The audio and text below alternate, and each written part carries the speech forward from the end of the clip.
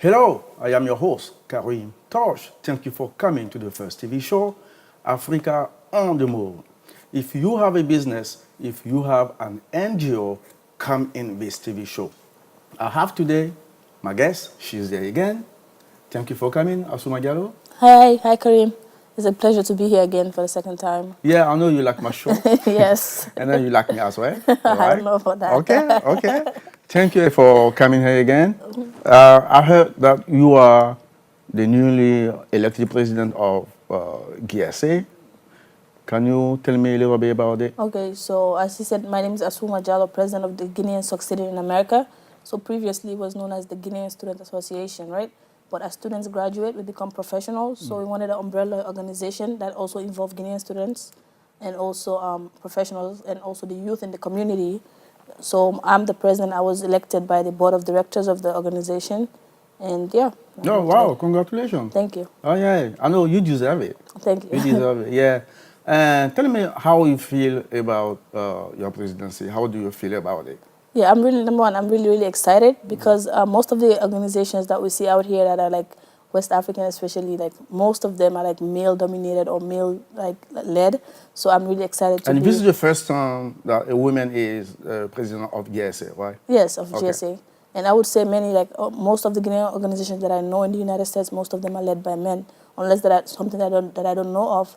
But I'm so excited to be in this role, and I hope to like lead this organization to a greater heights. Yeah, exactly. I'm really excited because the Guinean Student Association, now known as the Guinean Succeeding in America, is an organization that is geared towards empowering the Guinean community by providing resources for educational development and professional development. Okay. So we identified a need in the community, and we were students, a couple of us, we came together and we founded an organization that would provide all these resources that we were lacking, you know, so that we can compete in the global market. Yeah, exactly. Yeah. What are you trying to achieve now? So what is your dream in this association? Okay, so as you know, like we had our conference, that's why we came here last time, and we have hundreds of people who attended the conference where we had different panels. So based on, like I told you, the organization is geared towards empowering the community through education and professional development. So our goals for this year is also based on that. So one thing that we very much presented during the conference was doing a Salon de l'Emploi, which is also known as a career fair, where we're going to invite companies from Guinea, and also we're going to try to have companies from here where we can hire our Guinean talents, because back home we have many roles that we who are here educated can fill, but the people hire foreigners, right? So now we want people to come back, like companies to come here and identify the Guinean talents in this community and hire them to go back home and work for the community. Okay.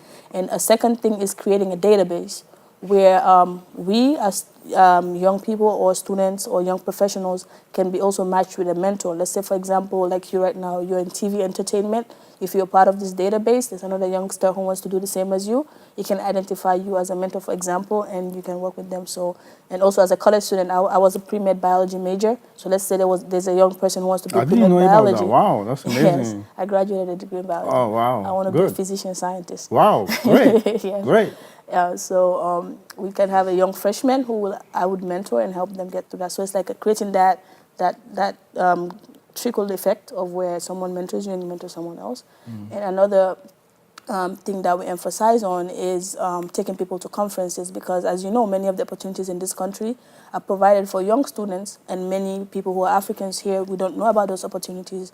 So now we who have gone to school know about these conferences where all these big companies in this country, let's say for example, if it's a STEM conference, we have like hospitals, medical schools, and also like tech companies come and hire young students by providing internship or full-time offers.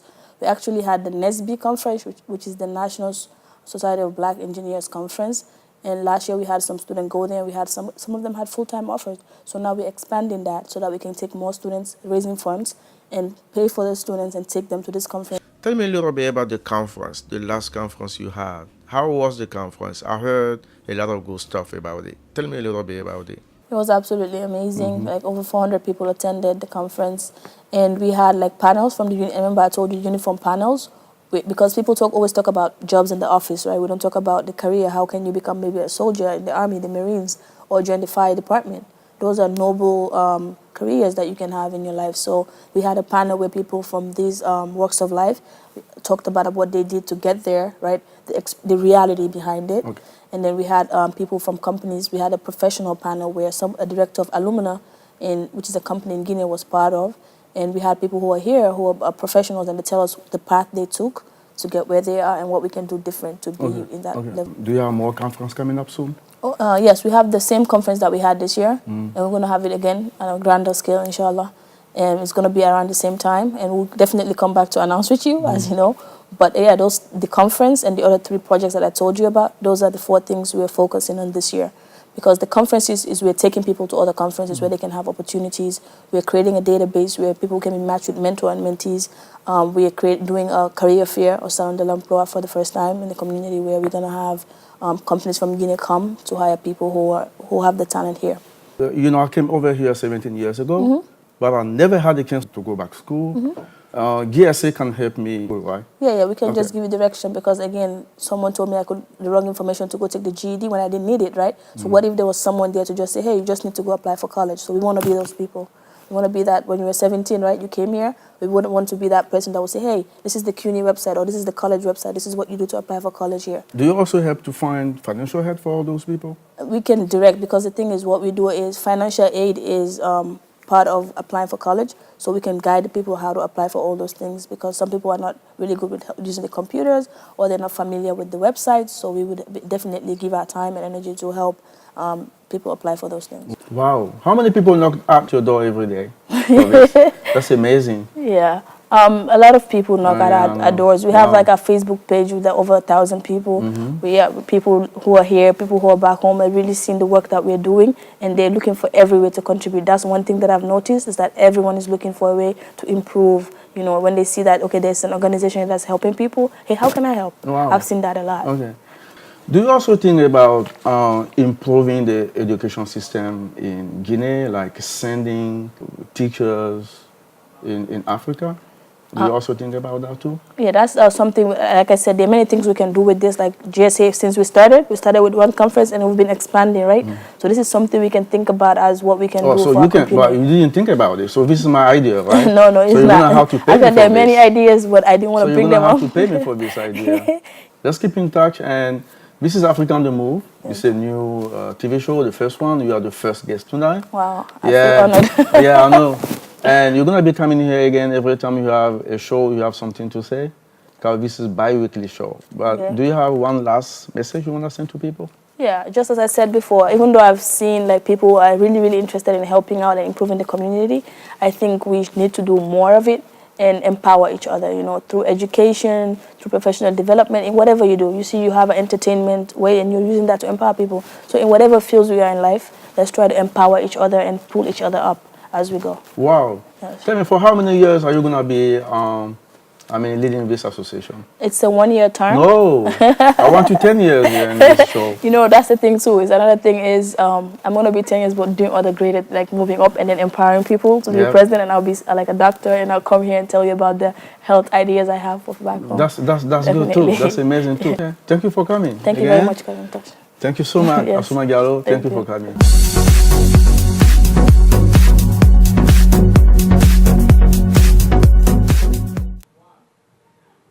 Thank you for watching Africa on the Move. Next guest, Christina. She's a doctor, and she's going to be talking about malaria awareness. Thank you for watching.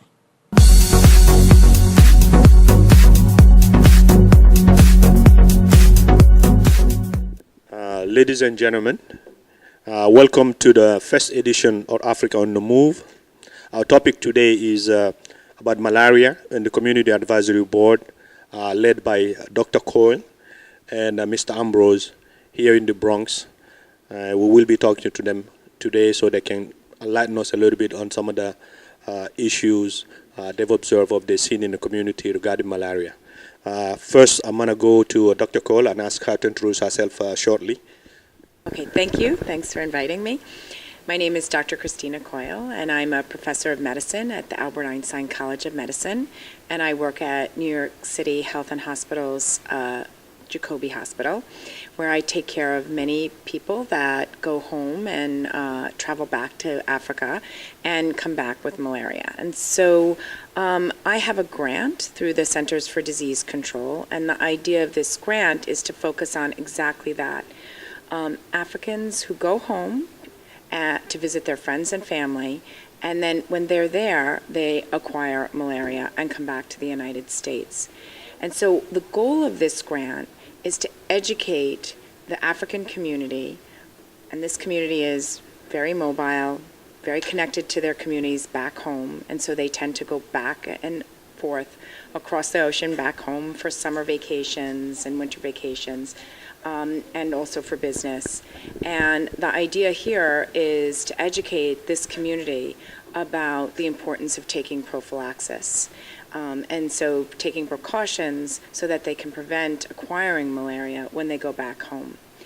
And the idea of this grant is that we partner with the community to come up with strategies. And so we came up with the idea of developing a community advisory board. And that board would represent leaders in the African community here in the Bronx. The Bronx has one of the highest amounts of actually malaria in the United States, and that's because we really have a very rich African community here, and so they of course go back to visit their friends and family. And so the idea would be that we would have community leaders get together along with the researchers to think about how best can we reach the community with this message. Thank you, Dr. Coyle, for doing that. I'm going to turn to Mr. Ambrose. I'm going to ask him to introduce himself and also tell us what is his role in the CAB, in the malaria CAB that Dr. Coyle just mentioned before I come back to her for another question. Mr.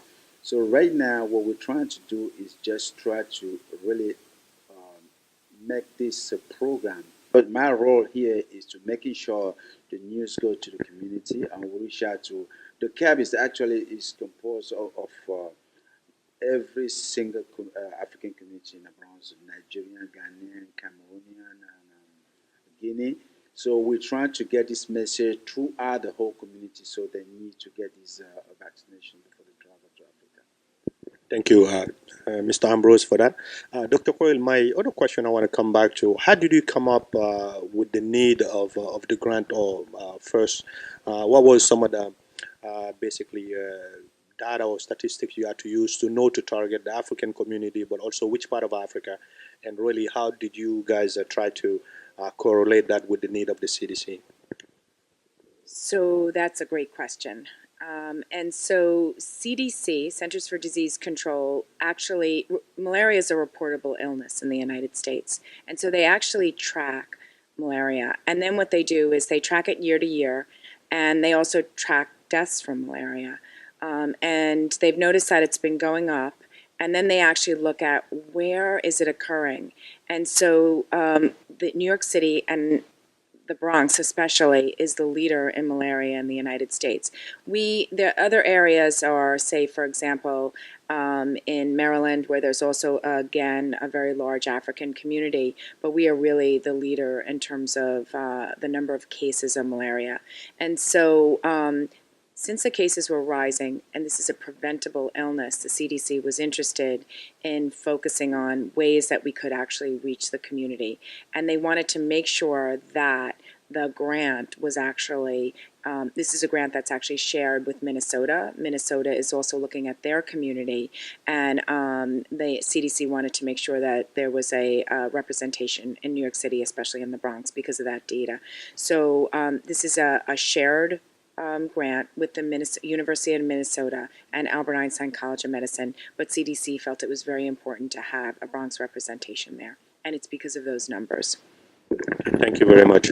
Ms. Ambrose, could you please explain a little bit some of the strategies that you're using to reach out to the African community in order to bring out awareness about malaria, really, and what are some of the activities or means you are using? Well, thank you. We have in the past, we reached out to high school, to mosques, churches in the community, and also various African community meetings, leading by the African Advisory Council to the Bronx Borough President's Office. So we kind of like spray this program in various African group, and hoping that they will all be educated and buy into the idea. Also, I believe that, if I'm not mistaken, you did hold an event this year regarding that. Could you please explain a little bit what's the objective of you organizing these events and trying to reach out to people? Well, last September, yes, we had a African Day. And yes, we had an African Day at Cotonou Park where we invited all the African community and to educate. Again, it was we brought all the major hospitals in the Bronx were participants. Bronx Lebanon Hospital, Montefiore Hospital, Lincoln Hospital, Albert Einstein, and Jacobi Hospital.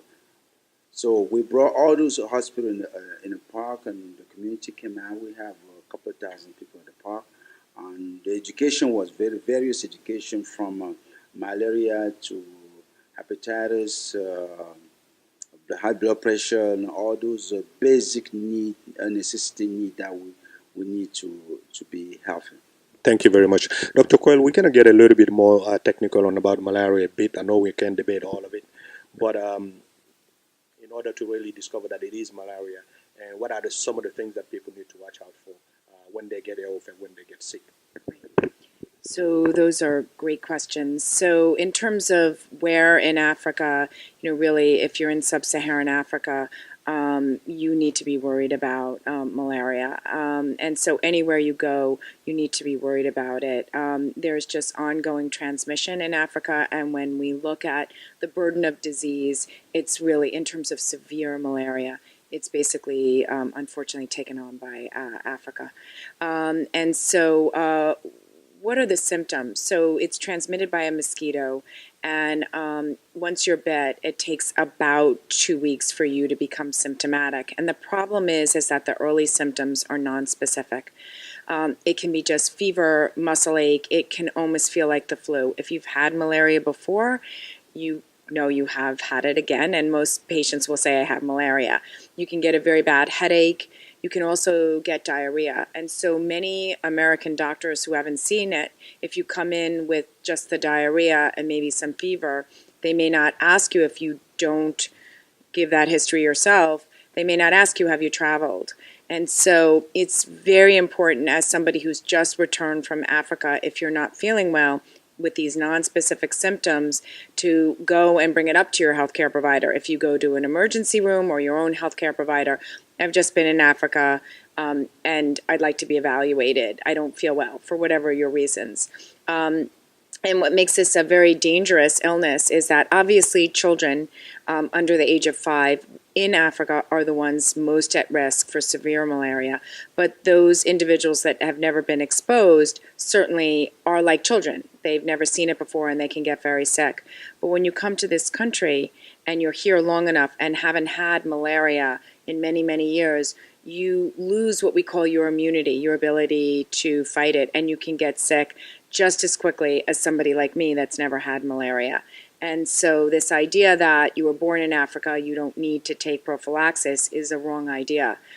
You do need to take prophylaxis, and you can get very, very ill. And every year in one of the hospitals here in New York City, we have a death due to malaria. And we just had one in this past spring that I know of. And these are healthy people, and this is preventable deaths. So while we're talking at that, just to continue saying, what are some of the preventive measures or one should take when you're going back to in anywhere in those sub-Saharan countries in Africa in order to probably avoid it? What are some of the things, and where can you get some of those some of that help within the city at this point? So one of the things that you can do is you can take medications, and there are only three medications that you can take, and they're called prophylaxis. You take them before you leave on your trip, during your trip, and then when you come back after you returned. And each drug is a little different, and each one has advantages and disadvantages. There are travel clinics that you can go to, and we, the Community Advisory Board, put together a list of travel clinics throughout the Bronx, what their hours are, and what insurance they accept. So that is an important thing that you can do. There is actually a website called Heading Home Healthy. So you just put that in your search engine and you put where you're going and who you are, and it will tell you what you need to go back home in terms of prevention. The other things you can do are simple bed nets, especially if you have children. It's a really easy thing to do is bed nets. They can be impregnated with different chemicals that will actually push the mosquitoes away, if you will.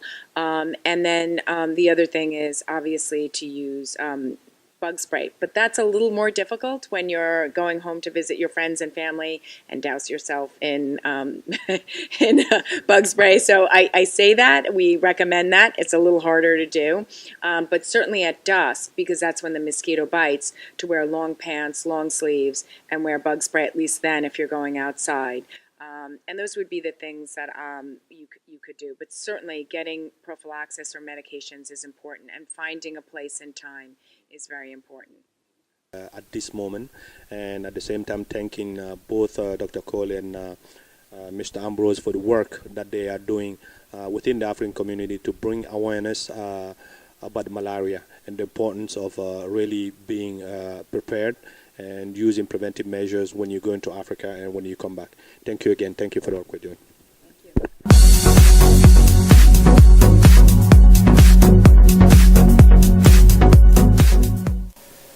Hello, my name is Karim, standing for Africa on the Move, and today we're here PS 125. It's gonna be simply fun. As you see, kid behind me here, they're getting ready for this big party today. Okay, and this event is organized by UMACA. It's about Malian African culture, and that's why you're gonna be hearing a lot of sound here today, a lot of drums. Those kids behind me gonna be only performing. Okay, it's gonna be very nice, it's gonna be very fun, and also they're gonna have, UMACA gonna be sharing some gifts to them too. And yes, get started. They're getting ready. Be with us.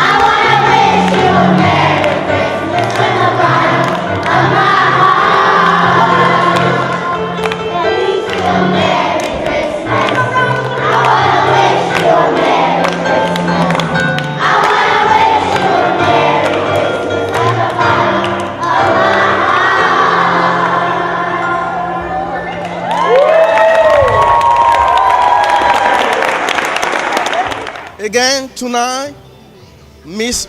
C, right? You just show the world, you just show the communities that you are the best women. You deserve an award. Believe me, this is amazing. Thank you. How did you put all this together? Tell me a little bit, give us your secret, and tell us what is this for? Okay, so our organization is here to help the children and the women. So every year we organize this to make the kids happy, and we go from the store to store and get some help, and sometimes I have to put my money and my family money so to buy some toys, always to make the kids happy. Yeah. So the reason we bring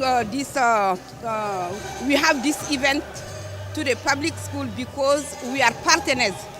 We bring our program to the public school, and the program is the African dance and French class. So that's our program, and that's why we are partners with the schools.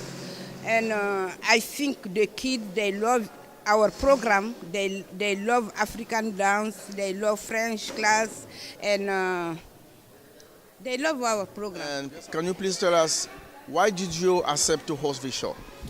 Reginald Higgins, principal at Public School 125 in West Harlem. I wanted to really build the sense of global connections for my students. A lot of the work that we do is about relationships, helping kids understand that the holidays are about giving, and that sometimes the best gift are the gift of art, music, just being able to fellowship with your friends and families. And so, we were very fortunate to find partners from our Mali Foundation that really believe in the values that we share. This is the first but not the last, and I believe your doors are open for Mali Association and as well as others African Association. Oh, absolutely. I think our children, historically, especially children that have ties to the continent of Africa, don't recognize the influences through art, language, culture, and food. And to have an organization that is devoted to really deepening that understanding, deepening the understanding through like dance and art to make it come alive. It makes it more concrete for kids. It teaches them something about themselves that they don't even know. Did you learn something today about African culture?